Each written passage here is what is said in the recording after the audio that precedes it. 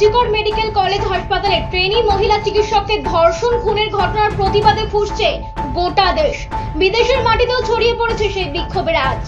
এই আবহে শনিবার গোটা দেশ জুড়ে 24 ঘন্টা কর্মবিরতির ডাক দিল চিকিৎসকদের বৃহত্তম সংগঠন ইন্ডিয়ান মেডিকেল অ্যাসোসিয়েশন। শনিবার সকাল 6টা থেকে রবিবার সকাল 6টা পর্যন্ত সব ধরনের নন এমার্জেন্সি মেডিকেল সার্ভিস বন্ধ রাখা হবে। ফলে খুলবে না আউটডোর, তবে জরুরি পরিষেবা চালু থাকবে বলে জানানো হয়েছে। সংগঠনের তরফে জানানো হয়েছে আপৎকালীন পরিষেবা ছাড়া 24 ঘন্টায় সব রকম পরিষেবা দেওয়া থেকে বিরত থাকবেন চিকিৎসকেরা।